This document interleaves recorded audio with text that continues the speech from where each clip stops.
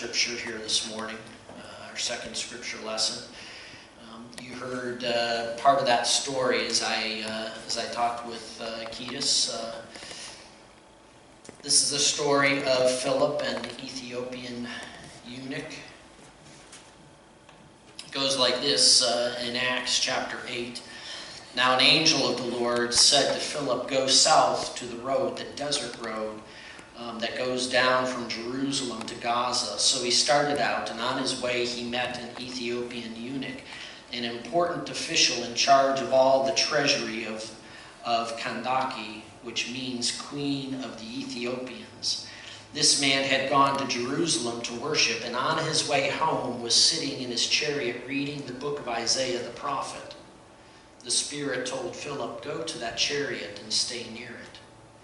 Then Philip ran up to the chariot and heard the man reading Isaiah the prophet. "Do you understand what you're reading?" Philip asked. "How can I," he said, "unless someone explains it to me?" So he invited Philip to come up and sit with him.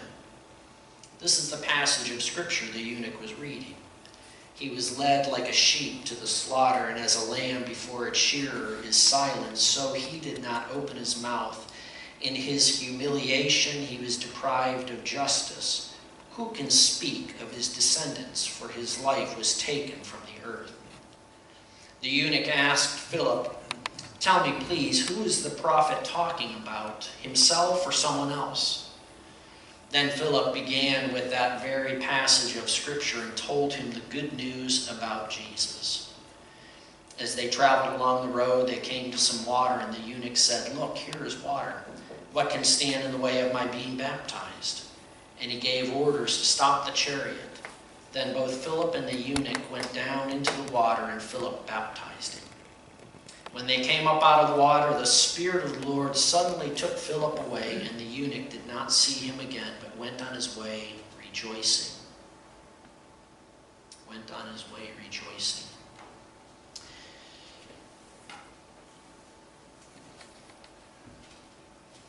All it took was one question. One question from the eunuch.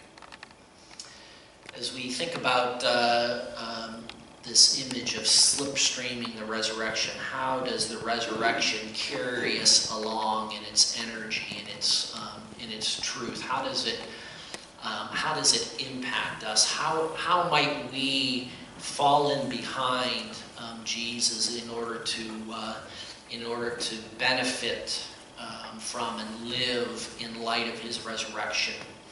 And today we're thinking about the fact that the resurrection is good news for the rest of the world.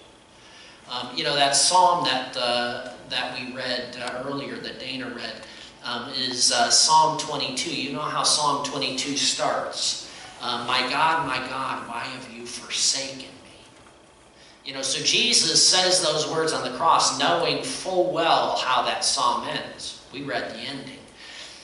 It ends with this good news that all nations are going to hear of the goodness of the Lord. It's going to be told to generations yet unborn. Jesus knows as he hangs on the cross, completing the work that the Father gave him to do, willfully giving up his life, he knows that what he has done at the cross will be told to generations to come. He knows that this, what he's doing at the cross, will be good news for all nations, not just the Jews, but for all nations. So let's unpack that a little bit more. There's a little bit of Philip in each of us.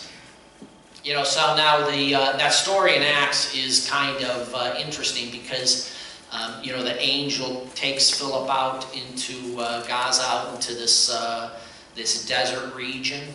It's probably an area where it'd be the kind of area that you would think, this isn't a place where I should be traveling alone. Robbers who accost travelers along this route would be very common. And the angel of the Lord takes him out into the middle of the desert. And why? For what purpose? obviously for the purpose of not just meeting this Ethiopian, but what the subtext, what lays behind the story is, we're left to imagine, what's the Ethiopian going to do with this good news that he's heard? This is the beginning of the church in Ethiopia. This is how the nations will hear the news. The Spirit falls upon the Ethiopian, and he takes the Spirit, the good news, the gospel of Jesus Christ, to his home. You see, this is how it works. And certainly the Ethiopian is going to go back and he's going to tell his story. I met this guy. I'm coming back from Jerusalem. He's a God-fearer, okay? So he's not a Jew by birth. He's a God-fearer, meaning at some place along the line he's heard about the Jewish God and he said, sign me up. I think this God is the right God, is the true God. And so he's probably in Jerusalem, like the rest of the people, to celebrate Passover, staying through Pentecost. And now he's on his way back to Ethiopia, and he's going to tell his story. I've been following this Jewish God, and here's what I learned. Here's what happened. The Spirit fell upon me. The Spirit sent this guy, Philip. This is what I learned about these scriptures, how they point to this man, Jesus Christ, who is the Son of God, in whom we are saved. He tells his story. Philip tells his story, and the Ethiopian is going to go back and tell his. And all it took was a question. Do you understand what you're reading? Do you understand what you're reading? Do we have that kind of heart for our neighbors? Do we have that kind of heart for our coworkers? For some of our family members? Do we care enough to ask that question of them? Do you know what? And some of them have never read Scripture. Some of them don't have a Bible. Do we care enough to ask the question or to engage them, to look for those opportunities to share our story? And so one of the things, again, that we're going to be doing with our leadership, one of the things that we're going to be encouraging everyone who's part of our Mount Pisgah community to do is to reflect on and begin to put together, to put words to your faith journey, to your story, so that you are equipped, you are prepared to be a Philip. There's a little bit of Philip in each of us. And indeed, again, don't mistake the supernatural. Philip all of a sudden is taken away. There's some special stuff going on there, but Philip's a regular, everyday guy who's following Jesus. And the task of bearing witness is not just for the really special people. It's not just for pastors. It's not just for elders. It's not just for evangelists. It's for all of us to be prepared to share our story as it fits into the story of who Jesus is, in order for people to understand, to know the truth, and to come to know life. So how do we do this? How do we put together our story? This is how we prepare ourselves to tell the story. We have to prepare ourselves with our own story. So tracking your faith journey, you recognize that fine-looking young man with the hat on. So that's my dad, my mom, my oldest sister Kathy in the orange coat, Sister Beth in the purple, and that's me, looking very gangsta. At least around 1964, probably. I think it was probably about 2. Yeah.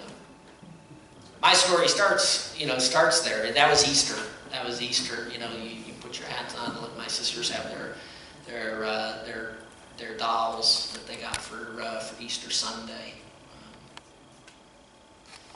A lot of our stories begin with something like that. I grew up going to church. Fewer and fewer people who we talk with, their stories don't start there. Okay, so that's something that we have to pay attention to. fewer and fewer people who we live with day to day, who we're neighbors with, their stories don't start with, I grew up going to church. So make note of that. But that's where my story begins. I grew up Roman Catholic. Many of you know that. Going to church, making my first communion. My parents certainly were the ones who laid the foundation for my faith. Part of my story is their story. They were part of the Vatican II Cursillo movement. That we went to folk masses, where we worshipped down in the basement of the rectory instead of in the church, and they played guitars, and the priest wore, under his vestments he had on jeans, and it was pretty laid back.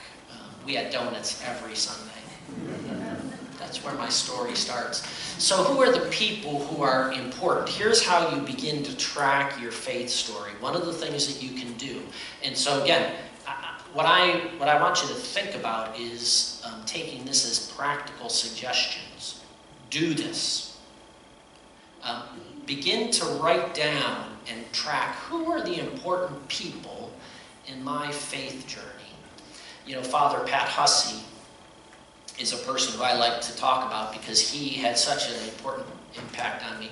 He was a Jesuit brother, so he wasn't a priest. But he was this incredibly gracious, gentle, faithful man. He taught in my high school. He introduced me to C.S. Lewis, a Jesuit priest, introduced me to C.S. Lewis, The Chronicles of Narnia, and the wonders of discovering the story of Jesus in an imaginative way. Through those imaginative stories of C.S. Lewis. He was, I went to confession to him face to face, and when I look back at it, I see, and this is the way I think Roman Catholics want it to be. I encountered Jesus' face in his. I encountered the Spirit of Jesus in him in those experiences. He had an important impact on me. The other people, if I think about other people who were important in my faith journey, I went away to college, and that's where I kind of moved from Roman Catholicism to the Reformed tradition. And I met these crazy campus ministers. This guy Terry Thomas, who's a storyteller and a joker, but a great friend. Somebody who modeled a Philip kind of life. Do you understand? Do you understand what you're reading? Let me offer some suggestions of how you can deepen your understanding. And he introduced me. He and another guy named Skip Nosker introduced me to reading Scripture with a different set of eyes. Introduced me to the kind of questions I ought to be asking. Sometimes when we talk with people and we're sharing our story, it's a way for us to help them identify the questions that need to be asked, like Steve's going to do with his coworker. Well, here are some of the important questions to kind of ask yourself as you're wrestling with what's really true in life. What do I really believe about life? That happened for me in many respects in college. Important people. There are others who I could name who show up along the tracking of my faith journey. Certainly one of them sits back there next to Jill, my dear wife, who's changes everything for me in terms of how I look at life and faith. Who are the important people in your faith journey? Start to not just list them here, start to write, get a little journal and start to write down who are the people who are important in my life. Why were they important? What did they say to me? Or what did I see them do? What was it about their lives that shaped me or changed me? Who are the important people? Here's how else you can track your faith journey so that you begin to put together a cohesive story that you're prepared, you're ready to tell other people. What were the life-shaping events in my life? What events, were there kind of watershed moments? We did regular yearly retreats for each grade through our church, St. Barnabas.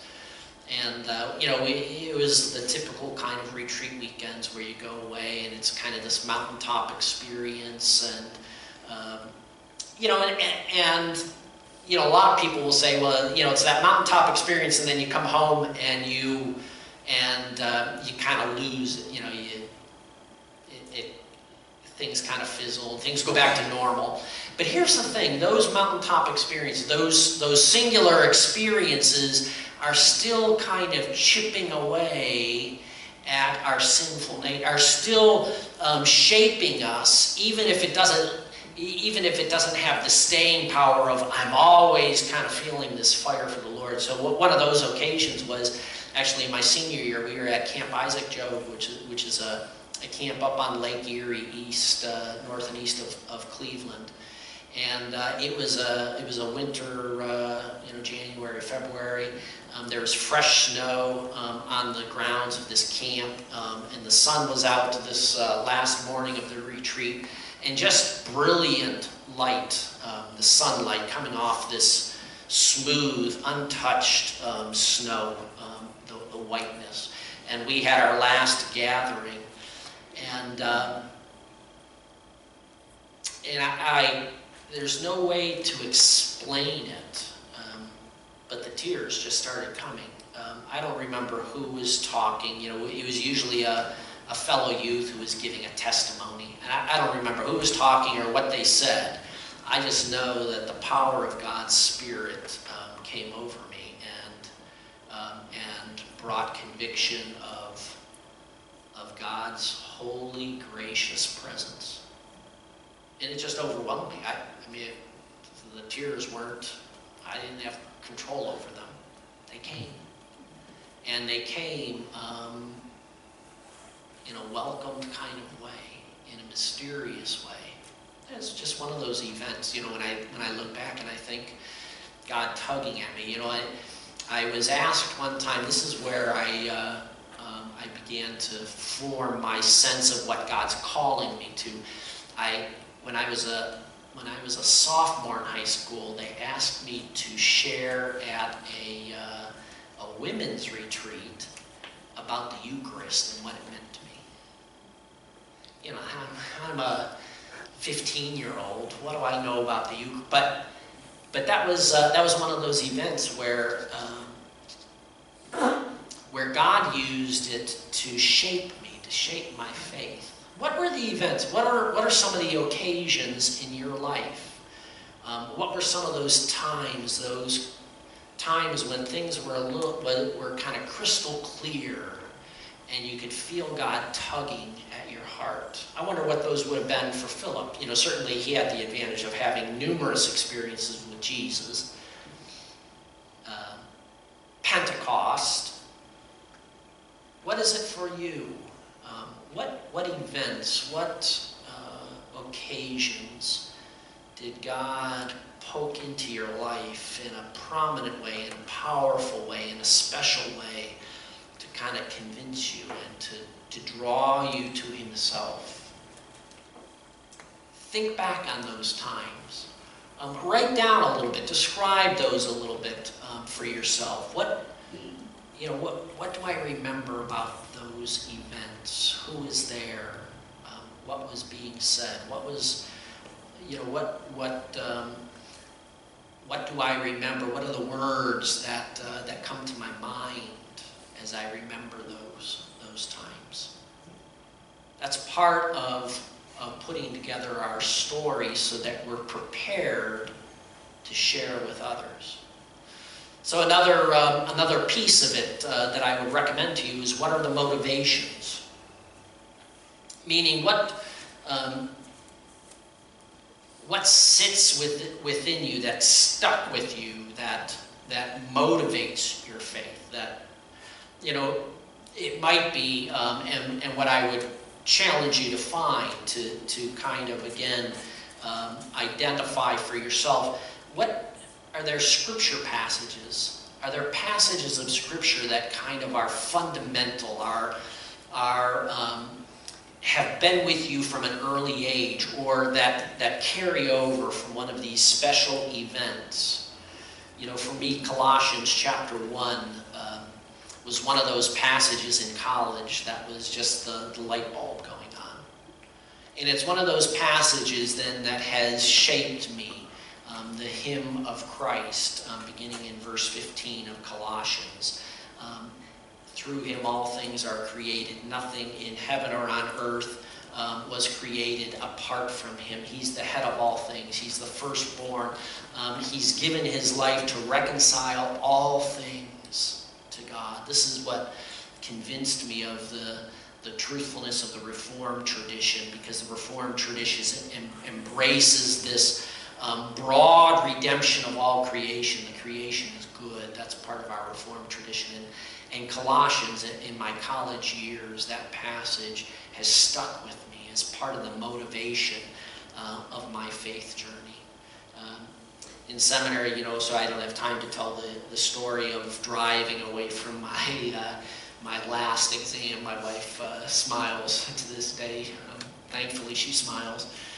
Driving away from that last exam when I'm supposed to be coming home, packing up our apartment. Tammy already lived back in Pittsburgh. I'm going to go to do a doctoral program in philosophy and teach at the college level.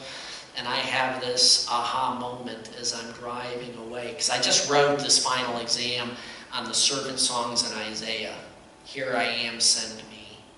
And it just becomes clear to me that I need to do pastoral work for a time. So when I go home and I call Tammy, we talk a little bit, and she hangs up, and then her dad calls back, don't do anything rash. He's thinking I'm having a mental breakdown.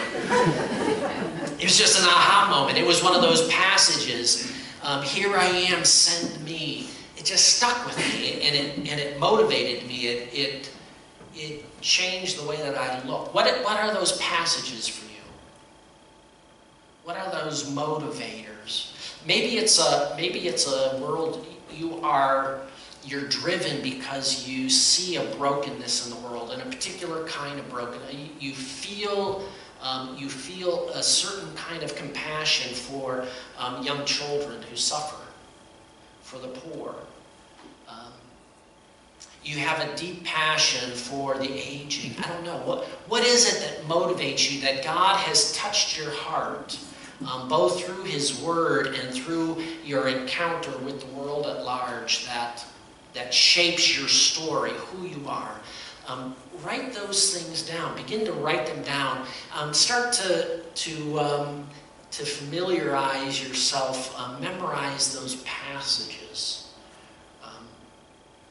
so that you're prepared, so that your story is a cohesive story that you're prepared to share, as Philip shared with the Ethiopian eunuch. Does it matter? Do we really care whether our friends and neighbors understand? If we do, we'll do some of this work that's not really hard work, but it's work nonetheless, to putting our story to words and being prepared. And then in the end, making it all about Jesus. My story is not just a story about me finding fulfillment. My story is a story about God in Jesus Christ entering into my life, even though I was not seeking him in order to make me alive.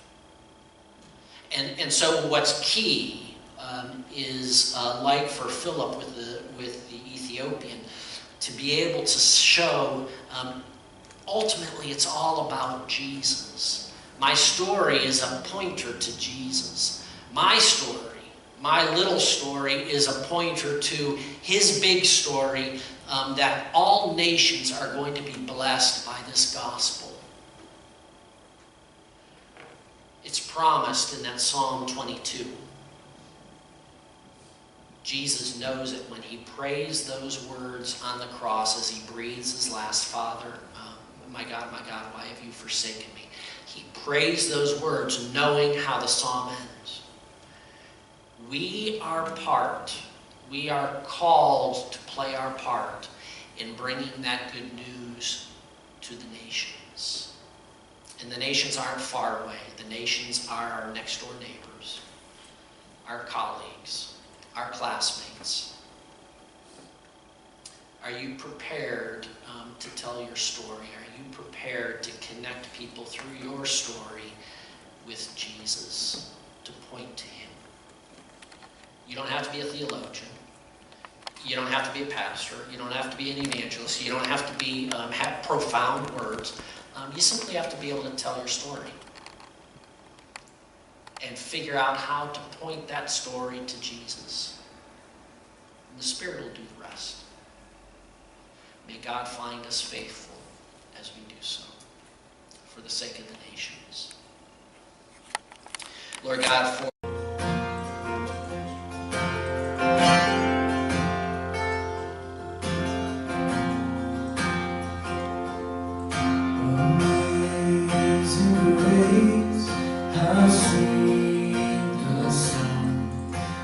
saved a wretch.